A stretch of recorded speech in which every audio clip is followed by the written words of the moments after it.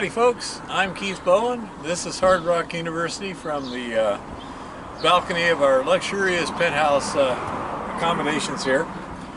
And today I want to discuss something called an inclinometer, or sometimes just called a clinometer.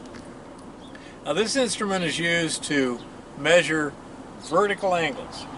You would use it to measure declines, dip of veins, hillsides, anything like that, where you need to know what the difference is to the angle of vertical. This one here is an actual surveying instrument. I've got it. It's designed to be used with a fair degree of precision. See, it's even got vernier scale there. So this used to be my father's. It's quite old, and to get something equivalent today, you're probably looking at over $100. I couldn't even find one like this that you sight through, although there's a number of things like a pocket transit that have a similar function. But it's not quite as easy because you have to do two things at once. And with this, you can look through the barrel, and there's a crosshair there, and then you can adjust this and see that bubble through an angled mirror at the same time. It's a little more complicated otherwise.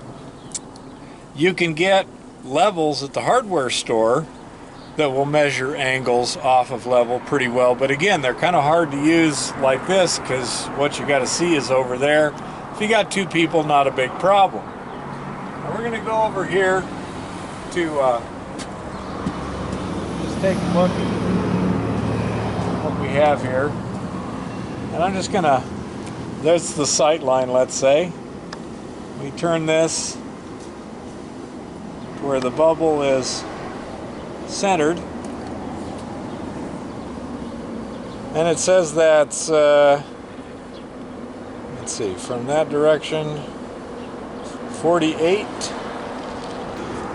Now you can do the exact same thing with something a heck of a lot cheaper and which has other uses. If you're doing hand surveying, you're going to be using a protractor anyhow usually. Just bend a simple paper clip like this, stick it in the hole, and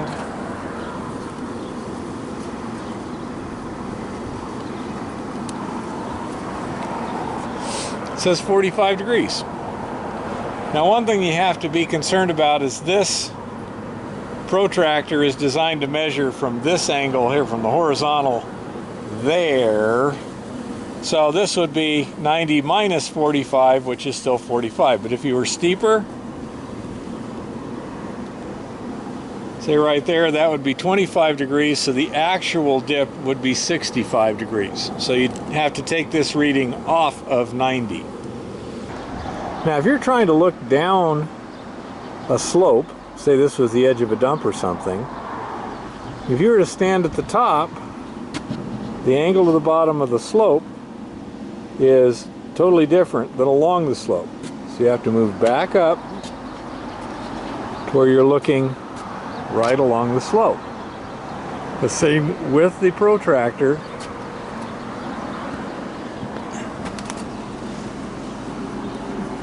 You have to hold it so as you're looking right down the slope. And then with this, all you have to do is tip it sideways, bring it around, and you can see 45 degrees. Pretty darn close to the other instrument. Certainly within the up and down of a natural slope. This is pretty easy when you're at the top, but at the bottom of a slope, you can't, it's kind of hard to creep up and do this. So what you do is find something about as tall as you are, somewhere up the slope, and then sight to it and get the angle. And this whole thing costs about $5. And I say when you're doing your hand surveying, you can use this as your straight edge also. So there you have it.